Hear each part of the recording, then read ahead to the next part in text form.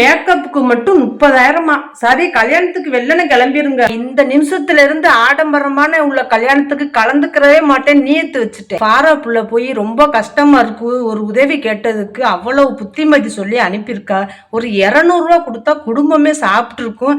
மூஞ்சிய கழுவுனா கரைஞ்சு ஓடிடும். அதுக்கு 30,000 இந்த மேக்கப்புக்கு தேவையா? எதுக்கு இந்த ஆடம்பரம்? நம்ம போய் எதுவும் சொல்ல முடியுமா? நம்மள பேசவா? அல்லாவுடைய வேதத்தையும் நபியுடைய வார்த்தையை மீறி நடக்கிறவங்க நம்மகிட்ட என்ன பேச முடியும்? மரணம் கிட்டக்க இருக்கிறது மாதிரி இருக்கு.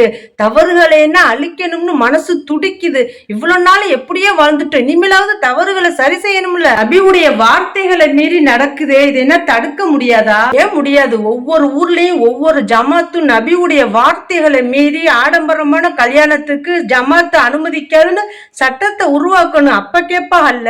எவ்வளவோ ஏழை குமர்கள்னா கரையேற முடியாம தவிக்கிறாங்க. நம்மளுடைய ஆடம்பரத்தை குறைச்சு அவர்களுக்கு உதவி செய்வோம். இனிமேலாவது மறுமைய வாழ்க்கையை வெற்றி அடைய நபி வழியில் செல்வோம் என்று ஒரு சமுதாயத்தை உருவாக்கணும். நபி ஸல்லல்லாஹு அலைஹி வஸல்லம் அவர்கள் சொல்றாங்க, குறைந்த செலவில் நடத்தப்படும் திருமணமே அதிக பரக்கத்தாகும் என்று.